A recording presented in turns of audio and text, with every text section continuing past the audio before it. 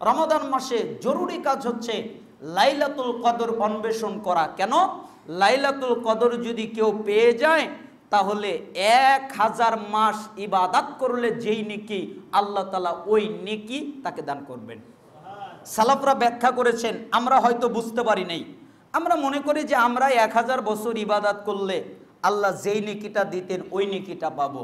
সালাফরা বলেন না, যেই লোকের গুনাহ নাই, যেই লোক গুনাহ করে না, যেই লোক খাবার খায় না, যেই লোকের বাথরুমের প্রয়োজন হয় না, তাতে বোঝা গেল কোনো মানুষ এর অন্তর্ভুক্ত না।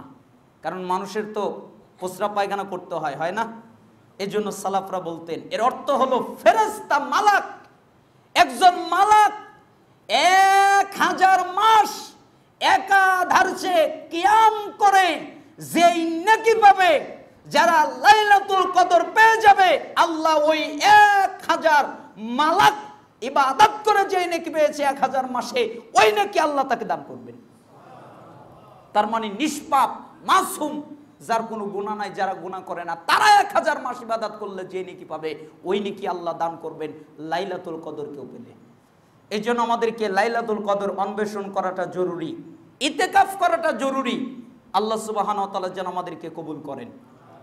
রাসূল সাল্লাল্লাহু আলাইহি ওয়াসাল্লাম বলেন, মিশকাতের 1959 নম্বর হাদিস, কুল্লু আমাল ইবনে আদম ইদআফুল হাসানাতু বিআশরি আমসালিহা ইলা 700 দিফিন।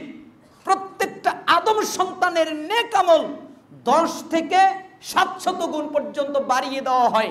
কিন্তু যারা সাওম পালন করে, قال الله تعالى ইল্লা সাওম ফাইন্নাহু লি আনা আজজি বিহি, যারা সাওম পালন করে এরা ব্যতিক্রম, এরা এর অন্তর্ভুক্ত নয়। কেন?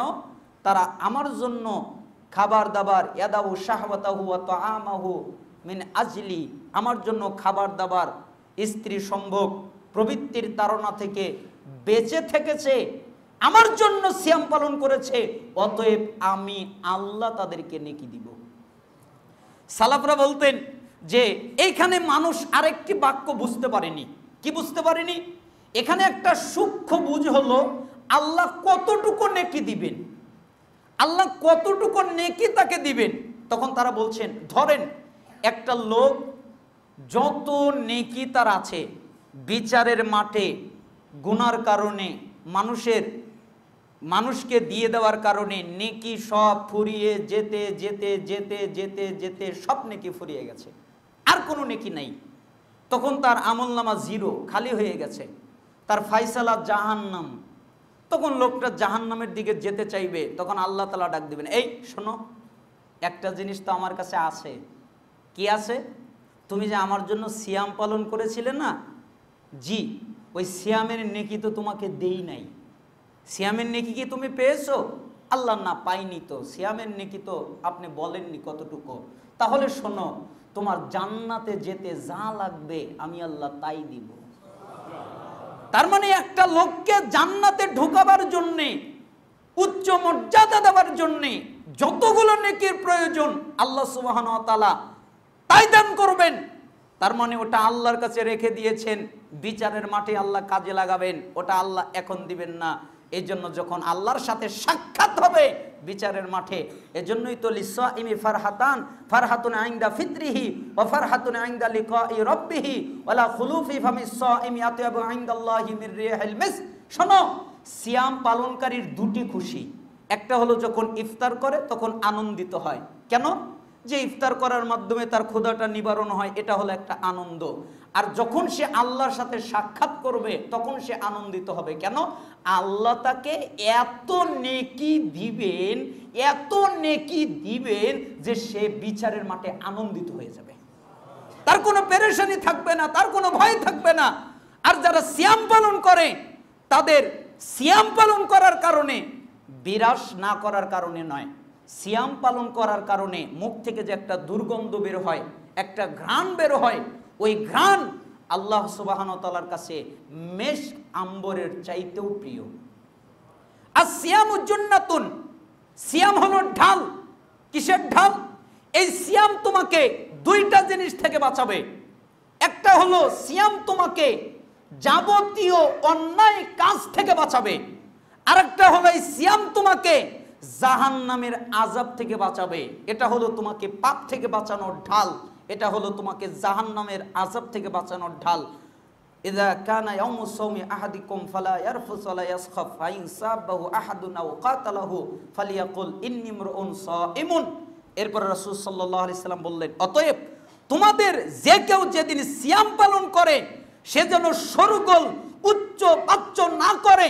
তোমাকে যদি কেউ গালি দেয় অথবা তোমার সাথে কটু কথা বলে অথবা তোমার সাথে খারাপ কথা বলে অথবা তোমার সাথে ঝগড়া করতে আসে, তাহলে তুমি বলে দাও ইন্নী ইমরুউন সাইমুন, আমি একজন রোজাদার, আমি একজন সাইম, আমি একজন সিয়াম পালনকারী। আব্দুল্লাহ, তুমি আমাকে গালি দিয়েছো, ইচ্ছা করলে আমি তোমাকে গালি দিতে পারতাম। তুমি আমাকে উচ্চ বাক্যে কথা বলেছো, ইচ্ছা করলে আমি জবাব দিতে পারতাম। তুমি আমার সাথে শোরগোল করেছো, ইচ্ছা করলে আমি জবাব দিতে পারতাম। তুমি আমার নিন্দা করেছো, ইচ্ছা করলে আমি জবাব দিতে পারতাম। তুমি আমাকে কষ্ট দিয়েছো, ইচ্ছা করলে আমি তোমাকে কষ্ট দিতে পারতাম। তুমি যা করেছো আমি তাই করতে পারতাম, কিন্তু আমি করলাম না। কেন জানো? ইন্নী ইমরুউন সাইমুন, আমি হলো রোজাদার, আমি হলাম সাইম, আমি হলাম সিয়াম পালনকারী, তাই আমি তোমার সাথে অন্যায় কাজে জড়িত হলাম না। তার মানে এর জন্য রাসূল সাল্লাল্লাহু আলাইহি ওয়াসাল্লাম বলেছেন, যেই ব্যক্তি সিয়াম থাকা অবস্থায় মিথ্যা থেকে বাঁচতে পারে নাই, অন্যায় কাজ থেকে বাঁচতে পারে নাই, অশ্লীলতা থেকে বাঁচতে পারে নাই, তার সিয়াম পালন করার মধ্যে কোনো কল্যাণ নেই। এই জন্য মিথ্যা থেকে বাঁচতে হবে, অশ্লীলতা থেকে বাঁচতে হবে। আল্লাহ সুবহানাহু ওয়া তাআলা যেন আমাদেরকে রক্ষা করেন। রমাদান মাস শাহরু রমাদান, শাহরু রমাদান, শাহরুস সবর। রমাদান মাস ধৈর্যের মাস, এই জন্য রমাদান মাসে ধৈর্য ধারণ করতে হয়। আর সালাফরা বলতেন ধৈর্য হলো 3 প্রকারের। একটা হলো আল্লাহর ইবাদত করতে একটু কষ্ট হয়, হয় না?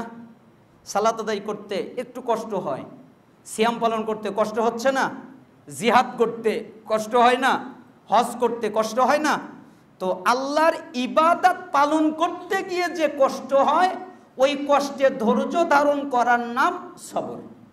আরেকটা সবর হলো পাপ থেকে বেঁচে থাকার মাধ্যমে যে কষ্ট হয়। আপনি একটা অন্যায় করবেন না, সুদ খাবেন না, ঘুষ খাবেন না, জিনা করবেন না, ব্যভিচার করবেন না, কষ্ট হয় না? হয় না? হয়। আপনি গুনাহ থেকে বাঁচতেছেন, এই জন্য আপনার কষ্ট হয়।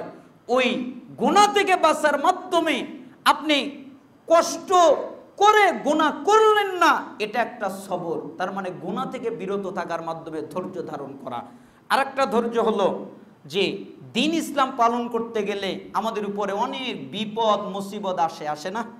বালা আসে, বিপদ আসে, মুসিবত আসে, অনেক জুলুম নির্যাতন হতে হয়, শিকার হতে হয়। এই ক্ষেত্রে ধৈর্য ধারণ করা, সবর করা, এটা হলো সবর। আল্লাহ সুবহানাহু ওয়া তাআলা আমাদের রমাদান মাস সুন্দরভাবে ইবাদত উদযাপন করার তৌফিক দান করুন। আল্লাহ তাআলা আমাদের সিয়ামগুলোকে কবুল করে নিন। আল্লাহ সুবহানাহু ওয়া তাআলা আমাদের কিয়ামগুলোকে কবুল করে নিন। আল্লাহ সুবহানাহু ওয়া তাআলা আমাদেরকে ইতিকাফ করার তৌফিক দান করুন। আল্লাহ সুবহানাহু ওয়া তাআলা আমাদেরকে লাইলাতুল কদর অন্বেষণ করার এবং ওই সৌভাগ্যবান ব্যক্তি হবার তৌফিক আল্লাহ সুবহানাহু ওয়া তাআলা আমাদেরকে দান করুন। আসল তৌফিক দান করুন। আমরা যারা উপস্থিত, আল্লাহ তাআলা আমাদের সবাইকে কবুল করুন এবং আমাদের সমস্ত গুনাহগুলোকে ক্ষমা করে দিন। আমাদের ইবাদতগুলোকে আল্লাহ তাআলা কবুল করে নিন।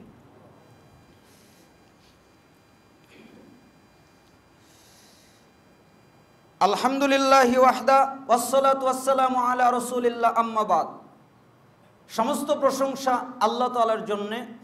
সালাত এবং শান্তি বর্ষিত হোক আমাদের প্রিয় নবী মুহাম্মদ সাল্লাল্লাহু আলাইহি ওয়াসাল্লামের উপরে। আমরা একটা বিষয়ে আলোচনা করছিলাম, সেটা হচ্ছে নিজেকে কখনো নিরাপদ মনে করা যাবে না। দুনিয়ার সাথে সম্পর্কটাকে সবসময় ছিন্ন রাখতে হবে ওই রকম ভাবে যেরকম একটা লোক চতুর্দিকে কাঁটাওয়ালা গাছ, ওই কাঁটাওয়ালা গাছ থেকে যেভাবে তার কাপড় চোপড়কে বাঁচানোর জন্যে সে জীর্ণ শীর্ণ হয়ে সুন্দরভাবে সেইগুলোকে একদম ঠিকঠাক করে ধরে তারপরে সাবধানের সাথে হাঁটে যেন তার কাপড়টা নষ্ট না হয়ে যায়, ঠিক আপনি দুনিয়ায় চলবেন, আপনার ঈমান যেন নষ্ট না হয়, এই দিকে লক্ষ্য রাখতে হবে। আল্লাহ সুবহানাহু ওয়া তাআলা আমাদেরকে কবুল করুন। রমাদান মাস সিয়ামের মাস। আল্লাহ সুবহানাহু ওয়া তাআলা বলেছেন, আপনারা জানেন যে আমি তোমাদের উপরে সিয়ামকে ফরজ করে দিয়েছি, যেরকমভাবে তোমাদের পূর্ববর্তীদের উপরে সিয়াম ফরজ করেছিলাম। কেন? যেন তোমরা তাকওয়া অবলম্বন করো, যেন তোমরা মুত্তাকি হতে পারো, যেন তোমরা আল্লাহর পরহেজগার বান্দায় পরিণত হতে পারো। আমরা জানি সিয়ামের অনেক ফজিলত।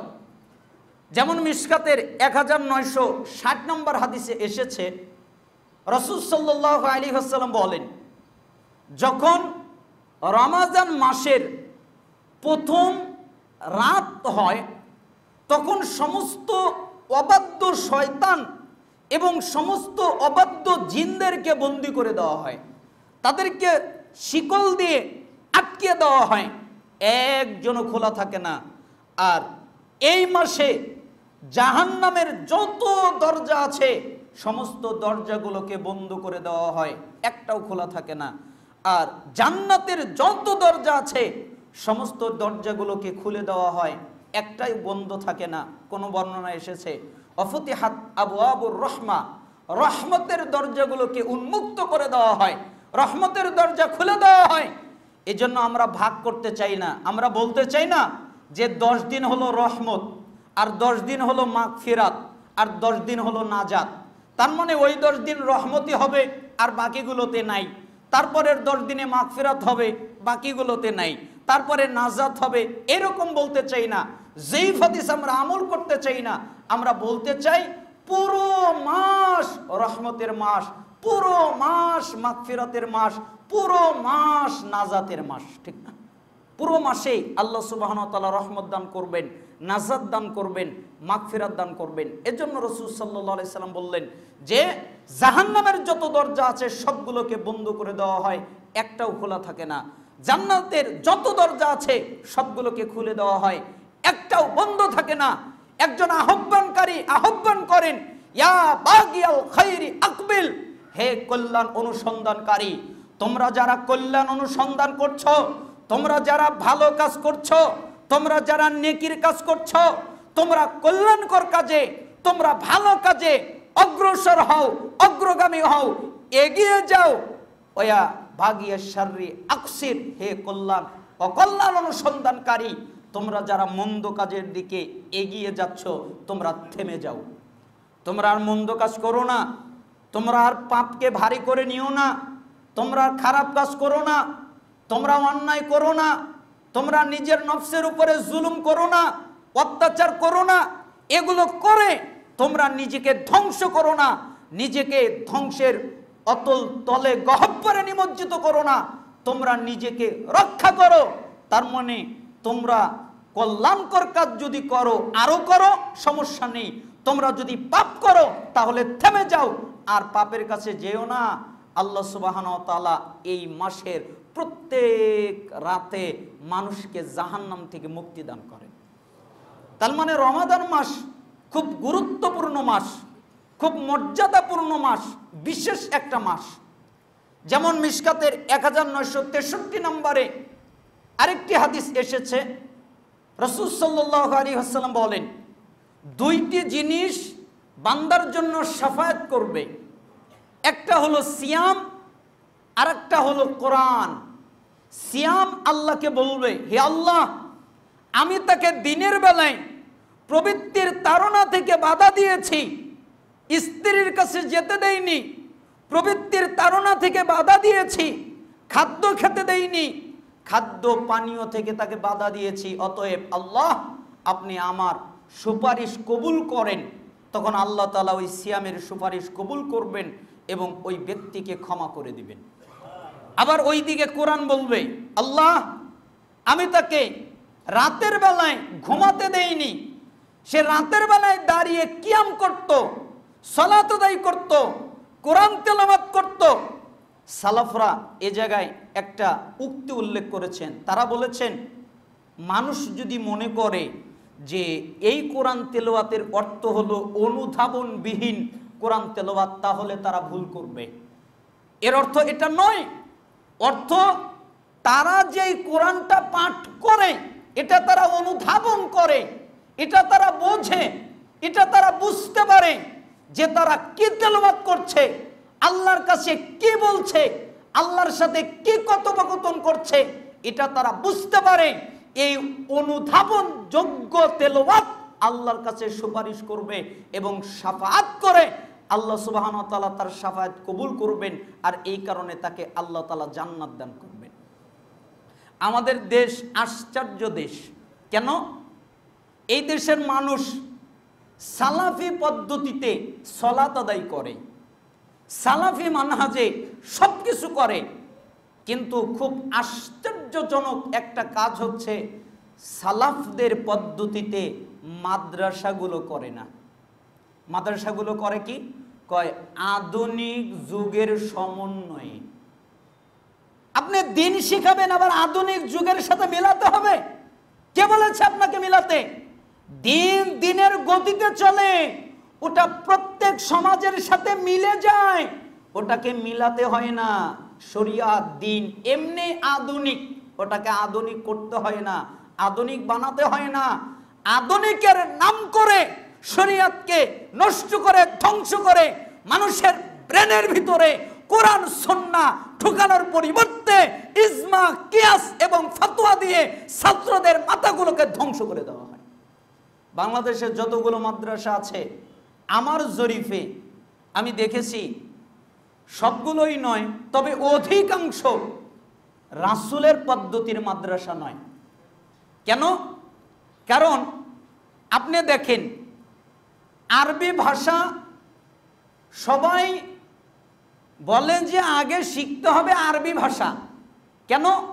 আরবি ভাষা না জানলে তো সে কুরআন বুঝবে না, হাদিস বুঝবে না। এই জন্য 10 বছর দাওরায়ে হাদিস পর্যন্ত, কোনো জায়গায় 14 বছর, কোনো জায়গায় 16 বছর, কোনো জায়গায় শর্ট কোর্স আছে, লং কোর্স আছে। এইখানে শুধু গ্রামার গ্রামার গ্রামার, আর কিছু ফাতোয়ার কিতাব আছে, কিছু হাদিসের কিতাব আহলুল হাদিস মাদ্রাসাগুলোতে রাখে। হানাফি মাদ্রাসায় শুধু দাওরায় আর মিশকাতে পাওয়া যায়, তাছাড়া হাদিসের কিতাব তেমন পাওয়া যায় না। এই অবস্থায় তাদেরকে পাঠ করানো হয়। গ্রামারের মার পেছে গ্রামার বুঝতে বুঝতে এত উপরে যায়, খালি কোরআনটাই বোঝা ভাগ্যে জোটে না। আপনাকে কে বলেছে আগে গ্রামার শেখাতে হবে? কে বলেছে শরিয়াত এই পদ্ধতি? আপনাকে কে বলেছে আগে আরবি ভাষা শেখাতে হবে? ভাষার ধরন হলো 3টা। একটা হচ্ছে কোরআনিক অ্যারাবিক, অর্থাৎ শুধুমাত্র কোরআন বোঝার জন্য যেই গ্রামারটা দরকার, যে আরবিটুকু দরকার ততটুকুই শেখাবে। আরেকটা হচ্ছে যে আঞ্চলিক অ্যারাবিক, অঞ্চল ভেদে ভেদে যেই আরবিগুলো ব্যবহার হয় ওই আরবি ভাষা। আরেকটা হচ্ছে গ্রামাটিক্যাল অ্যারাবিক, অর্থাৎ গ্রামার ভাবে, গ্রামারের পদ্ধতিতে যেই আরবিগুলো ব্যবহার হয় সব জায়গায় যেন ব্যবহার করতে পারে। 3 পদ্ধতিতে তারা আরবি শিখবে। সবার প্রথমে তাকে শেখাতে হবে কোরআনিক অ্যারাবিক। আগে কোরআন শেখাতে হবে। কি শেখাতে হবে? কোরআন। কোরআন তাকে বুঝাতে হবে, তারপরে অন্য কিতাবে যেতে হবে। আগে তাকে কোরআন জানাতে হবে, তারপরে অন্য কিতাবে যেতে হবে। আপনি কোরআন কেন বুঝালেন না? কোরআনের কোন আয়াতে আল্লাহ বলে নাই কোরআন মুখস্থ করো। আপনারা আবার উল্টা বুঝিয়েন না যে হুজুর মনে হয় হাফেজদের আবার উল্টা বিরোধিতা করছে। কোরআনের কোন আয়াতে আল্লাহ বলেনি তোমরা কোরআন মুখস্থ করো। হাদিসের ভিতরে রাসূল সাল্লাল্লাহু আলাইহি সাল্লাম কোন হাদিসে সরাসরিভাবে এইভাবে ইঙ্গিত করে নাই যে তোমাদের উপরে কোরআন মুখস্থ করা বাধ্যতামূলক ফরজ। এরকম কথা বলেছেন? এরকম নাই, আল্লাহ বলেন। তা আল্লাহ কি বলেছেন? আফালা ইয়াতাদাব্বারুনাল কোরআন। তারা কেন কোরআন নিয়ে চিন্তা গবেষণা করে না? তারা কেন কোরআন বোঝে না? তারা বোঝে না কেন কোরআন? ওয়ালাকাদ ইয়াসসারনাল কোরআনা লিযিকরি ফাহাল মিন মুদ্দাকির। আমি মানুষের জন্য কোরআন বোঝার জন্য সহজ করে দিয়েছি। বলেন তো কোরআন বোঝা কি সহজ? হেফজ করা যত সহজ, কোরআন বোঝা তার চেয়ে বেশি সহজ। কেন? আল্লাহ কোরআনে বলে নাই আমি কোরআন মুখস্থ করার জন্য সহজ করে দিয়েছি। আল্লাহ এরকম কোনো আয়াত বলেনি। আল্লাহ তাআলা বলেছেন আমি কোরআন বোঝার জন্য সহজ করে দিয়েছি। তাহলে কোরআন বোঝা সহজ না কোরআন মুখস্থ করা সহজ? তো তো 3 বছরে যদি একটা বাচ্চা কোরআন মুখস্থ করে, তাহলে 1 বছরে একটা বাচ্চা সম্পূর্ণ কোরআন বুঝতে পারবে। সেই পদ্ধতি আছে, সেই মেথড আছে, সেই পদ্ধতিতে আপনাকে আগাতে হবে, সেই প্রসেস আপনাকে তৈরি করতে হবে। তার মানে প্রত্যেকটা মানুষের কোরআন বুঝা বাধ্যতামূলক, জরুরি। সে কোরআন বুঝে ওই অনুযায়ী আমল করবে, কারণ আল্লাহ প্রত্যেকটা মানুষের উপরে কোরআন নাজিল করেছেন কোরআন বুঝার জন্য। আমার জীবন গাইডলাইনে কি আছে এটা আমাকে বুঝার জন্য আল্লাহ কোরআন নাজিল করেছেন, ঠিক না? এজন্য আপনারা দোয়া করবেন। আমার খুব শখ, আসলে আমার হাতে টাকা পয়সা নাই, এই জন্য আমি করতে পারি না। এরকম কোনো লোকও নাই যে কেউ করে দিবে, এরকম ব্যবস্থা হয় না। আমার ইচ্ছা যে আমি হিফজখানা খুলব, শুধুমাত্র কোরআন মুখস্থ করবে এরকম হিফজখানা না, এটা বন্ধ। আমি হিফজখানা খুলব হলো রাসূলের পদ্ধতিতে। কিভাবে? সাহাবীরা বলতেন আমরা 10 আয়াত মুখস্থ করতাম, তারপরে 10 আয়াত বুঝতাম, তারপরে 10 আয়াতের উপরে আমল করতাম, তারপরে 11 নম্বর আয়াতে যেতাম। তাহলে এই পদ্ধতি আমরা ব্যবহার করব কি? আমরা ছাত্রদেরকে 10 আয়াত মুখস্থ করাবো, এরপরে 10 আয়াত বুঝাবো, এরপরে 10 আয়াতের উপরে আমল করাবো, তারপরে 11 নম্বর আয়াত তাকে সবক দিব। যতক্ষণ পর্যন্ত এই স্টেপ পার করতে না পারবে ততক্ষণ পর্যন্ত আমরা তাকে 11 নম্বর আয়াত মুখস্থ করতে দিব না। তো এই 10 আয়াতকে ভালো করে বুঝ, এই 10 আয়াতের উপরে আমল কর, এই 10 আয়াত অনুযায়ী ঈমানকে পাকাপোক্ত কর, তারপরে 11 নম্বর আয়াত দিব। এইরকম হিফজখানা খোলার খুব শখ, আল্লাহ সুবহানাহু ওয়া তাআলা যেন কবুল করেন। কিতাবখানাও ভিন্ন কায়দায় খোলার আমার ইচ্ছা। আমার কিন্তু প্রতিষ্ঠান নেই, কিন্তু আলহামদুলিল্লাহ আমার সিলেবাস কমপ্লিট। হেফজখানায় কি পড়বে, কোন কিতাব পড়বে, কিভাবে মুখস্থ করবে, কিভাবে তারা হেফজ করবে, এই সম্পূর্ণটাই আমি সিলেবাস কমপ্লিট করে ফেলেছি আলহামদুলিল্লাহ। যে কিভাবে একটা ছাত্র কোরআন বুঝে বুঝমান হাফেজ হবে। দেখেন না, হাফেজ হওয়ার পরে ও পাপ করে, হাফেজ হওয়ার পরে ও কত অন্যায় করে। কেন? ও তো বোঝে না, ও যা পড়ে ও তো তা বোঝে না, বুঝতে পারে না। এজন্য আমরা ওইভাবে সিলেবাস প্রস্তুত করেছি। একটা ছাত্র হাফেজ হওয়ার পাশাপাশি সে সমস্ত দোয়া বলতে পারবে, কোরআনের সমস্ত আয়াতের অনুবাদ করতে পারবে, সে সলাতের ভিতরে কোরআন বুঝতে পারবে এবং সে আরও অনেক কিছু জানতে পারবে। এরকম ব্যবস্থা, এটা হলো হেফজখানা। তারপরে আমরা কিতাবখানাও রেখেছি। আমার কিতাবখানারও সিলেবাস কমপ্লিট, একবারে দাওরা হাদিস পর্যন্ত সিলেবাস আলহামদুলিল্লাহ কমপ্লিট। একদম আন্তর্জাতিক মানের সিলেবাস, মানে ক্লাস 1 যদি কেউ পাস করে তাহলে ও দেশ কাঁপিয়ে ফেলবে। 1 সিলেবাস যদি কেউ আপনারা দেখেন তাহলে আপনি বুঝতে পারবেন যে 1 পাস করলে ও কি হবে, তাহলে যদি দাওরা পাস করে তাহলে কিরকম আলেম তৈরি হবে। আমরা আমার পদ্ধতিতে রেখেছি যে মুখস্থ করলে 40 নাম্বার আর আমল করলে 60 নাম্বার। বলেন তো, মুখস্থ করলে কয় নাম্বার? 40। আমল করলে কত? 60। আপনাদের এরকম অবস্থা আছে যা আমল না করলে নাম্বার কাটে? আমার সিলেবাসে আমল না করলে নাম্বার নেই। তুই অজুর পরে 2 রাকাত সালাত পড়তে হয়, হাদিস মুখস্থ না? জি মুখস্থ। পড়ছিস? পড়ি নাই, তোর নাম্বার নেই। কেন বললি না? তুই তো জানিস এই কাজ করতে হবে, তাই না? জি আমি জানি। করেছিস না করিনি? আদব রক্ষা করতে হয়, করেছিস? করিনি। একে সালাম দিতে হয়, দিয়েছিস? দেসনি। তাহলে ওই হাদিসের নাম্বার কাটা। কেন আমল করিসনি কেন? মানে আমলযোগ্য আলেম তৈরি করার জন্যে দাওরায়ে হাদিস পর্যন্ত সিলেবাস কমপ্লিট।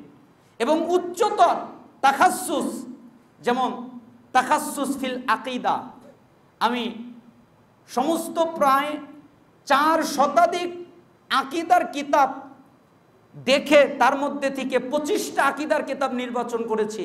তাখাসসুস ফিল আকীদা, ওই কোর্স যারা করবে তারা 25টা আকীদার কিতাবের হাফেজ হবে। তাখাসসুস ফিল হাদিস, হাদিসের ওই উচ্চতর ডিগ্রিটা যারা নিবে তারা 21টা হাদিসের কিতাবের হাফেজ হবে। তাখাসসুস ফিত তাফসীর, এরকম ভাবে আরো অনেক শাখা, 9টা শাখা আছে উচ্চতর। এভাবে আমার সিলেবাস কমপ্লিট। আপনারা দোয়া করবেন আল্লাহ সুবহানাহু ওয়া তাআলা যেন আমাকে এইরকম প্রতিষ্ঠান বাংলাদেশে তৈরি করার তৌফিক দান করেন। যেরকমভাবে দর্শে নিজামি যুগ যুগ ধরে চলে আসছে, যেরকম বিভিন্ন সিলেবাস যুগ যুগ ধরে চলে আসছে, এইরকমভাবে আমার মাধ্যমে আল্লাহ সুবহানাহু ওয়া তাআলা যেন রাসূলের পদ্ধতির সিলেবাস, আমলযুক্ত আলেম তৈরি করার সিলেবাস আল্লাহ তাআলা যেন কবুল করেন। তার মানে আমি আপনাকে এখানে অনেক কথা বলে ফেললাম, আপনারা ক্ষমা সুন্দর দৃষ্টিতে দেখবেন। আসলে আমি অসুস্থ মানুষ, বুকে খুব ব্যথার জন্য কথা বলতে কষ্ট হচ্ছে। এখানে রাসূল সাল্লাল্লাহু আলাইহি সাল্লাম কি বললেন? কোরআন তোমাদের জন্য সুপারিশ করবে, কোরআন তোমাদের জন্য শাফায়াত করবে। কোন কোরআন? আমাদেরকে কোরআন অনুধাবন করতে হবে, আমাদেরকে কোরআন বুঝতে হবে। আল্লাহ সুবহানাহু ওয়া তাআলা যেন আমাদেরকে কোরআন অনুধাবন করার এবং কোরআন বুঝার তৌফিক দান করেন। আবু হুরায়রা রাদিয়াল্লাহু আনহু থেকে বর্ণিত, তিনি বলেন রাসূল সাল্লাল্লাহু আলাইহি ওয়াসাল্লাম বলেছেন, মিশকাতের 1958 নম্বর হাদিস, মান সামা রমাদানা ঈমানান ওয়া ইহতিসাবান গুফির লাহু মা তাকদ্দামা মিন যামবিহি, যে ব্যক্তি রমাদান মাসে ঈমানের সাথে এবং ইহতিসাবের সাথে সব লাভের আশায় রমাদানের সিয়াম পালন করে, আল্লাহ তাআলা তার পূর্বের সমস্ত গুনাহ মাফ করে দেন। ওমান কামা রমাদানা ঈমানান ওয়া ইহতিসাবান গুফির লাহু মা তাকদ্দামা মিন যামবিহি, যে ব্যক্তি রমাদান মাসে ঈমানের সাথে ইহতিসাবের সাথে সব লাভের আশায় কিয়াম করে, রাতে দাঁড়িয়ে সালাত আদায় করে, আল্লাহ তাআলা তাদের পূর্বের সমস্ত গুনাহকে ক্ষমা করে দেন। ওমান কামা লাইলাতুল কদরি ঈমানান ওয়া ইহতিসাবান গুফিরা লাহু মা তাকদ্দামা মিন যামবিহি, যে ব্যক্তি রমাদান মাসে ঈমানের সাথে ইহতিসাব সওয়াব লাভের আশায় লাইলাতুল কদরে ইবাদত করে, আল্লাহ তাআলা তারও পূর্বের সমস্ত গুনাহ ক্ষমা করে দেন। এর জন্য রমাদান মাসের সবচেয়ে জরুরি কাজ হচ্ছে সিয়াম পালন করা। রমাদান মাসের সবচেয়ে জরুরি কাজ হচ্ছে আরেকটি হচ্ছে কিয়াম করা, রাতে সালাত আদায় করা।